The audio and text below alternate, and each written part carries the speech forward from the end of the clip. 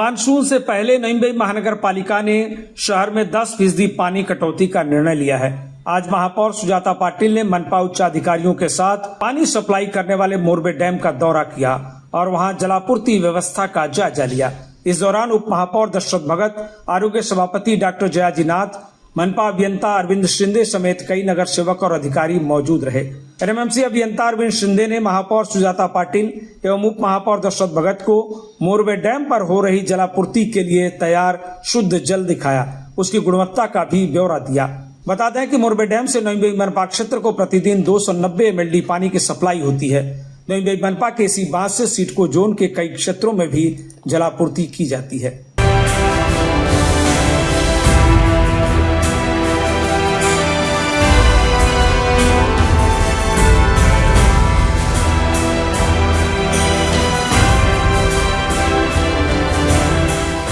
महापौर सुजाता पाटिल एवं उप महापौर दशरथ भगत ने मनपा अभियंताओं से जलापूर्ति संबंधी उपायों की जानकारी ली और नई मुंबईकरों को हो रही जलापूर्ति संबंधी समस्याओं को दूर करने का भी निर्देश दिया। महापौर ने कहा कि मोरबे डैम नई मुंबईकरों का अपना डैम है, इसलिए उन्हें नियमित जलापूर्ति सुनिश्चित होनी चाहिए। उन्होंने व्यवस्था का निरीक्षण करने के बाद कई जरूरी सुझाव भी दिए। नवी मुंबईचे शिल्पकार गणेशजी नाईक साहेबांचा एक दूरदृष्टी म्हणावी लागेल की आपल्या आज मालकीचं मोरबे धरण आहे। नवी मुंबईकरांना पाण्यासाठी वणवण करावी लागत नाही, जसं इतर शहरांमध्ये होते त्या पद्धतीने नवी मुंबई शहर पाण्यासाठी समृद्ध असं शहर आहे। आज आपलं जे धरण आहे ते 88 मीटरवर भरतं पूर्ण आणि आज उन्हामुळे बोला किंवा आता वर्षभर आपण ते पाणी वापरलेलं आहे। 72 मीटर पर्यंत धरणाची आता भरलेलं आहे आणि त्याच्यात 17% पाणी वापरायोग्य आहे। तर नक्कीच पाणी आपल्याकडे आहे मुबलक। जुलैपर्यंत आपल्याला पाण्याचा साठा म्हणजे आपण योग्य रीतीने जर त्याचा वापर केला तर नक्कीच जुलैपर्यंत आपल्याला कुठलीही चणचण भासणार नाही। आज जे आपण 10%चं शटडाऊन घेतलेलं आहे तो ह्या कारणास्तव घेतलंय की निसर्गाला काय मंजूर आहे। आता सांगितलं जातं पाऊस उशिरा आहे, तर उशिरा पाऊस झाल्यानंतर मग पुढे भविष्यात आपल्याला पाण्यासाठी वणवण नको व्हायला आणि पावसात काही त्रासदायक नको, म्हणून आतापासूनच एक आपण दक्षता म्हणून ही 10% कपात नक्कीच जाहीर केलेली आहे आणि नागरिकांना माझं हेच आव्हान असणार आहे। आता जे पाणी कपात आपण करतोय ते भविष्याच्या दृष्टीने आपले एक सुरक्षिततेच्या दृष्टीने किंवा आपल्या भविष्यात आपल्याला पाण्याची वणवण नको म्हणून केलेली आहे। तर नक्कीच ह्याच्या बाबतीत आपण पॅनिक होऊ नका आणि पाणी आपल्याकडे मुबलक आहे, पण त्याचा योग्य असा वापर करा। नक्कीच गाडी धुण्यासाठी किंवा इतर गोष्टींसाठी जे आपण पिण्याचं पाणी आपण वापरतो ते शक्यतो टाळले तर आपल्याला नक्कीच भविष्यात पुढे पाणी टंचाईला सामोरं जावं लागणार नाही। आताच मागील काही दिवसांपूर्वी पाणी गढूळ येतंय असं बऱ्याच ठिकाणावरून तक्रार आली।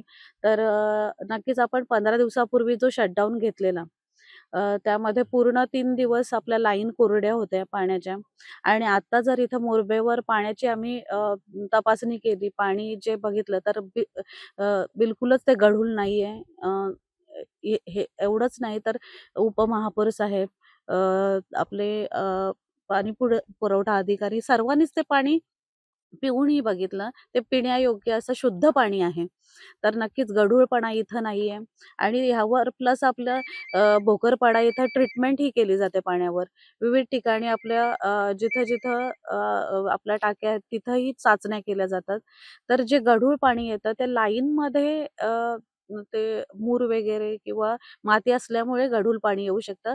ह्याच्यात पॅनिक होण्यासारखं काही नाहीये, कारण ऑलरेडी 750हून अधिक चाचण्या प्रत्येक प्रभागात गेल्या आहेत आणि पाणीचं जे pH बोला किंवा पाण्याची क्लोरिनायझेशन जे प्रमाण आहे ते योग्य रीतीचं आहे। त्याच्याने कोणीही आजारी पडू शकत नाही। पाण्याची पाहणी मोरबे धरणावर केल्यानंतर नक्कीच आपण चांगलं शुद्ध पाणी पितोय याची गॅरंटी म्हणजे देऊ शकतात आणि आपलं पाणी आपल्यापर्यंत येताना ते पाणी नक्कीच प्रत्येक स्तरावर त्याचं टेस्ट केलं जातंय। योग्य पाणी पुरवठाच आपल्या नागरिकांपर्यंत केला जातोय। ह्यामधून ह्या पाहणी दौऱ्यामधून मला नागरिकांना एवढंच आवाहन करायचं आहे की आता येणारं गढूळ पाणी ते मागच्या लॉकडाऊन शटडाऊन जे आपण घेतलेलं त्याच्यामुळे झालेलं आहे. आता ह्या 1-2 दिवसामध्ये अशा कंप्लेंट्स आता नाहीच आहेत आणि भविष्यात पाऊस पडल्यानंतरही गढूळ पाणी येऊ शकतं. कारण जेव्हा पाऊस पडतं तेव्हा सगळीचकडे पाणी ढवळलं जातं, वर मूर येते, त्याच्यामुळे येऊ शकतं. पण नक्कीच या चाचण्या आणि शुद्धीकरणाची प्रोसेस ही अशीच चालू राहणार आहे. जिथूनही कंप्लेंट येईल तिथं त्वरित पालिकेच्या माध्यमातून पोहोचून तिथं चाचण्या केल्या जातील. तिथलं तर काय प्रॉब्लेम आहे, तिथं पाण्याचा कलर किंवा दुर्गंधी जरी असेल किंवा इतर गोष्टी काय प्रॉब्लेम आहे तो बघितला जाईल आणि त्याच्यावर ट्रीटमेंट केली जाईल. Bureau report TV one India.